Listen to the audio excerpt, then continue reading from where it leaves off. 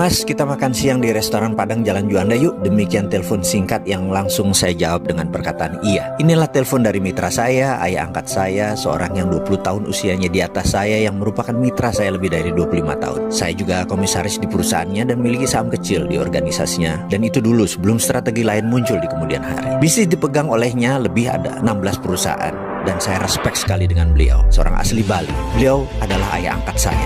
Singkat cerita, hari itu kami makan berdua di restoran Padang favorit kami. Dia bercerita sambil makan bahwa 3 bulan ini kami harus pinjam sana sini untuk menutup overhead perusahaan. Saat itu kami memiliki 600 lebih pegawai dengan beban usaha biaya rutin lainnya kurang lebih 1 bulan 5 miliar ongkos yang kami butuhkan. Sudah 3 bulan ini kita pinjam sana sini. Demikian dia berkata. Berat dan benar deh, sudah 25 tahun lebih kita berbisnis, kita tidak pernah telat bayar gaji. Dia memulai monolognya dengan nada serius. Kemudian dia berkata, kita ini para direksi dan pemilik harus gulung koming setiap saat, cari cara untuk menghidupkan perusahaan. Dan untuk itu pegawai kita tidak perlu tahu masalah.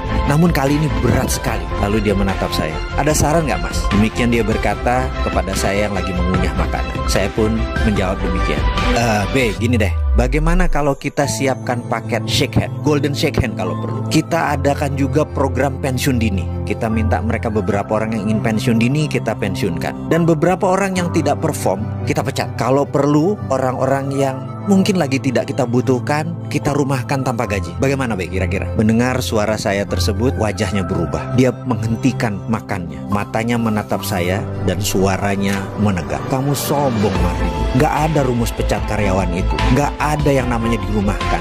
Gak ada yang namanya golden shake hand sekalipun. Mereka semua bekerja sudah sangat keras. Mereka adalah orang pilihan. Itu nadanya dengan tegas dia berkata. Kamu harus cari cara lain. Lalu dia melanjutkan bicaranya setelah terhenti sesaat. Kamu jangan pernah berpikir bahwa apa yang selama ini kita dapat adalah karena kepintaran kamu atau kepintaran saya. Gak ada itu. Semua itu terjadi, itu bukan karena kita. Ini merupakan jawaban dari doa 600 pegawai kita dan keluarganya. Mungkin kalau dikumpulkan ini adalah doa dari 1.500 orang. Jujur, kamu harus berpikir berbeda dengan apa yang kamu katakan barusan. Ini semua bukan karena kamu, bukan karena saya. Jangan mentang-mentang ekonomi lagi turun, kita lagi susah, pegawai kita pecat. Bukan begitu. Nggak bisa begitu. Ini contoh aja ya, saya kasih tahu kamu. Coba kamu bayangkan, kamu berdoa dengan ikhlas, bekerja keras dan jujur. Lalu di catatan langit, kamu harus dapat rezeki 10 miliar bulan ini. Coba bayangkan itu ya. Maka malaikat yang ditugaskan menurunkan 10 miliar itu pasti perlu infrastruktur rezeki turun. Di mana itu? Yaitu bisnis kamu. Jadi dia turunkan lewat bisnis kamu, rezeki itu datang ke kamu. Begitu juga doa 1.500-an anggota keluarga karyawan kita.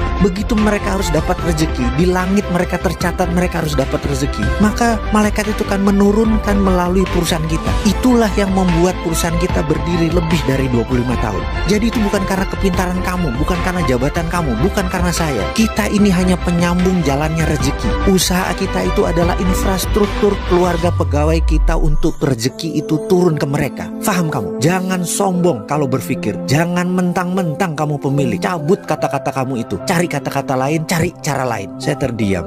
Sekali lagi, sudah puluhan kali saya terdiam mendengar monolognya. Saya merenungkan kata-katanya bahwa usaha itu hanya infrastruktur rezeki keluarga kita dan pegawai kita.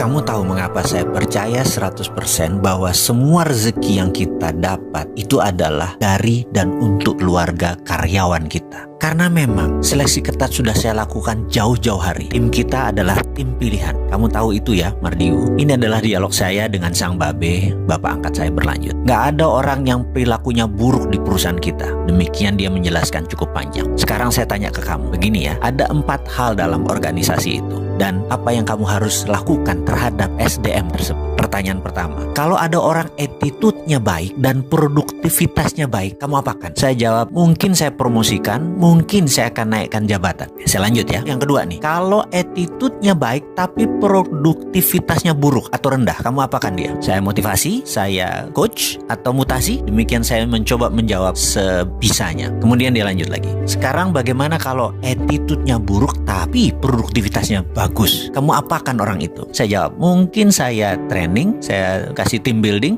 Oke, kita lanjut lagi. Sekarang kalau ada SDM kamu yang attitude-nya buruk dan produktivitasnya negatif, akan kamu apakan dia? SP3 mungkin, atau bahkan saya pecat. Oke, begini kalau di organisasi yang saya pimpin lebih dari 25 tahun. Kalau attitude-nya bagus, produksinya bagus, saya bahkan bisa spin off, kasih dia peluang naik sampai direksi atau bermitra. Syaratnya adalah dia terus-terusan melakukan hasil yang excellent. Berikutnya adalah kalau attitude-nya bagus tapi produknya lagi negatif atau minus, saya akan mutasi dia, training dia, team building, bahkan terus dikasih personal coach. Sekarang kalau attitude-nya buruk tapi sangat produktif atau produksinya dia positif, maka orang itu besok saya pecat. Berapapun ongkosnya, saya kasih pesangon, fire him, pecat. Dan terakhir, kalau attitude-nya buruk dan produktivitasnya buruk, saya pecat 2 orang. 1 dia saya pecat, kedua HRD-nya saya pecat. Karena pasti HRD-nya main dan tidak becus. Jadi ingat, hire on expertise, fire on attitude. Tidak ada ampun, hanya kita pilih